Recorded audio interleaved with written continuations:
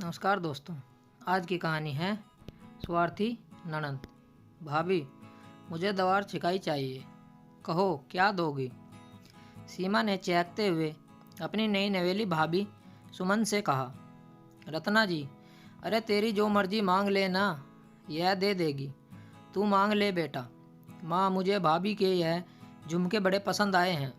झुमके का सुन सुमन की भौहें ऊपर की ओर चढ़ जाती हैं। फिर रत्ना जी कहती हैं, अरे बहू, आकी आज मुंह दिखाई है तो क्या यह अभी झुमके उतार कर और बगैर झुमकों के बैठ जाएगी? कुछ भी कहने से पहले सोचती नहीं है क्या यह लड़की? सुमन ने थोड़ी रात की सांस ली, क्योंकि रत्ना जी ने उसकी मन की बात समझ ली। खैर, सभी रस्में ख़त्म हो गई। फिर रत्ना जी ने कहा, चल बहू, अब यह झुमके तू सीमा को दे दे और कुछ हल्का सा पहन ले। फिर से झुमके? यह क्या? मैं तो समझ रही थी कि मम्मी जी ने मेरा साथ दिया, पर वह तो सबके सामने दिखावा कर रही थी। अब क्या करूं? अब मम्मी जी, वह क्या है ना, मेरे पास ईयरिंग के नाम पर बस यही एक झुमके हैं।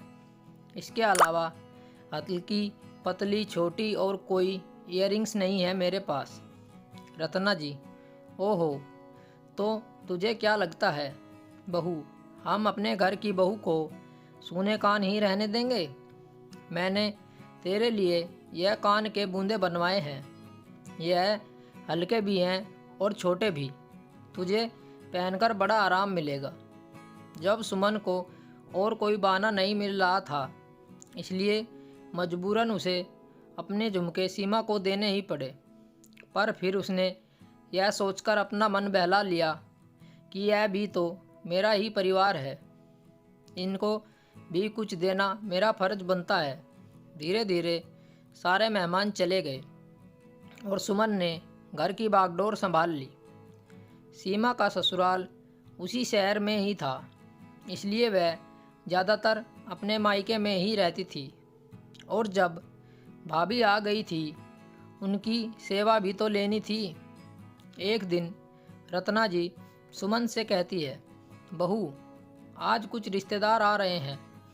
रात के खाने पर कुछ अच्छा सा बना लेना। सुमन, कितने लोग हो गए वह मम्मी जी? रत्ना जी, यही कोई 5-6 लोग होंगे। सुमन जानती थी यह लोग तो वह हैं जो आज आने वाले हैं, पर इनके अलावा सीमा, उसका पति और उसकी सास का भी खाना यहीं से जाएगा। यह कभी गिना ही नहीं जाता। पहले पहले तो सुमन को यह समझ में नहीं आता था और इसी वजह से कई बार उसे ब्रेड से ही अपना काम चलाना पड़ा, पर अब वह यह भूल नहीं करती थी। रात को सारे मेहमान आ गए थे, पर सुमन यह देखकर हैरान थी कि उन मेहमानों के साथ सीमा और उसका पति अंकित और उसकी सास रचना जी भी पधारे रहे हैं। मतलब सुमन यह तो जानती थी कि यह लोग खाना खाने तो ज़रूर आएंगे, पर यह मेहमानों के साथ ही अंदर क्यों आ रहे हैं, यह उसे समझ नहीं आ रहा था। रत्ना जी, बहू, ऐसे बस मेहमानों को देखती रहोगी या इनके लिए शरबत भी ले आओगी? सुमन दौड़ती हुई रसोई में जाती है और सबके लिए शरबत ले आती है। अब बारी थी खाने की। सुमन रसोई में अकेले ही काम कर रही थी, पर ना तो रत्ना जी और ना ही सीमा वहाँ उसकी मदद को आ रहे थे। खाने को देर होता देख रत्ना जी रसोई में आती है और कहती है, यह क्या बहू, कितनी देर लगा रही हो? मेहमान कब से खाने का इंतज़ार कर रहे हैं। मम्मी जी, इतने सारे लोग हैं ना, तो थोड़ी हड़बड़ाहट हो रही है। आप ज़रा सीमा को मेरी मदद के लिए भेज दीजिए, मैं फिर फटाफट खाना लगाती हूँ। रत्ना जी, क्या यहाँ बैठकर मेहमानों से बात करें?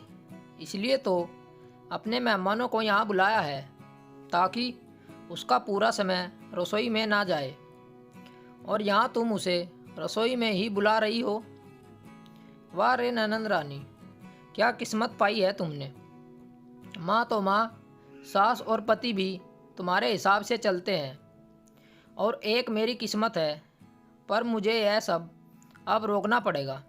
अगर मैं आज चुप रह गई तो कल को मेरे बच्चे इस सीमा के बच्चों की गुलामी करेंगे। सारे मेहमानों के साथ जब रत्ना जी और सीमा बैठकर बात कर रहे थे, तब सुमन अपना खाना रसोई में ही बैठकर खा लेती है। मेहमानों को विदा कर सीमा और रत्ना जी जब रसोई में आकर सुमन को खाना लगाने को कहा, तो मम्मी जी, खाना तो सारा ख़त्म हो गया। रत्ना जी, क्या खाना ख़त्म हो गया? पर कैसे, जबकि मैंने तुम्हें साफ साफ 5-6 लोगों का खाना बनाने को कहा था। सुमन, पर मम्मी जी, खाना तो मैंने 5-6 लोगों का ही बनाया था। रत्ना जी, फिर ख़त्म कैसे हो गया? सुमन, 6 लोग और हम घर के 4 लोग, मैं, यह पापा जी और आप। जमाई जी और उनकी माँ भी आने वाले थे, आपने ये तो नहीं बताया था। पापा जी और इन्होंने तो मेहमानों के साथ बैठकर ही खाना खा लिया। मेरा और आपका हिस्सा जमाई जी और उनकी माँ का हो गया। रत्ना जी, अरे सीमा और उसका परिवार तो इसी घर के सदस्य हैं, कोई मेहमान थोड़े ही ना हैं। वह तो उनका भी गिनवाती। अब हम क्या खाएंगे?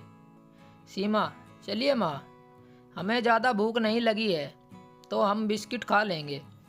एक दिन रत्ना जी जब सुबह सुबह उठती है तो देखती है सुमन अपने पति रमेश के कंधे का सहारा लेते हुए घर के अंदर आ रही है, और उसके एक पैर पर प्लास्टर चढ़ा हुआ है। घबराते हुए बोली, अरे यह क्या हो गया बहू? रमेश, माँ सुबह नहाते वक्त बाथरूम में फिसल गई, जिससे इसका पैर फ्रैक्चर हो गया। रत्ना जी, हे भगवान, अब यह कब ठीक होगी? तब तक इसी सेवा कौन करेगा? रमेश, क्या कहा माँ आपने? रत्ना जी, मेरा मतलब मेरी बहू पहले जैसी कब होगी? रत्ना जी की अंदर की बात को भले ही उनका बेटा समझे या ना समझे, पर सुमन खूब समझती थी, और तभी उसने इन माँ बेटी को सबक सिखाने की योजना बनाई। सुमन, मम्मी जी, मुझसे तो अब मेरे खुद का काम भी नहीं होंगे, ऐसे में घर के काम कैसे करूँगी? पर राहत की बात तो यह है कि सीमा इसी शहर में ही रहती है, आप उसे ही कुछ दिन के लिए रख लो।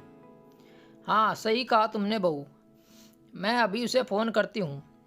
यह कहकर रत्ना जी सीमा को फ़ोन करने चली जाती हैं। फ़ोन पर रत्ना जी, हेलो बेटा, तू अभी घर आ सकती है क्या? कुछ ज़रूरी बात करनी है तुझसे। सीमा, हाँ मम्मी, आती हूँ, पर यह तो बताओ क्या ज़रूरी बात है? कहीं भाभी ने कुछ नया तो नहीं खरीदा है ना? रत्ना जी, ओहो, तुझे तो हर वक्त बस यही सब सूझता है, जल्दी घर आओ। फिर सीमा फटाफट से अपने मायके आ जाती है। रत्ना, दोस्तों, आगे की कहानी अगले भाग में पूरी होगी। स्टोरी को लेकर आपकी क्या राय है, नीचे कमेंट करके ज़रूर बताइए। ऐसी ही और बेहतरीन कहानियों के लिए हमारे चैनल ज़रूर सब्सक्राइब करें। धन्यवाद। मिलते हैं आपसे एक और नई कहानी के साथ। तब तक बने रहिए हमारे चैनल के साथ।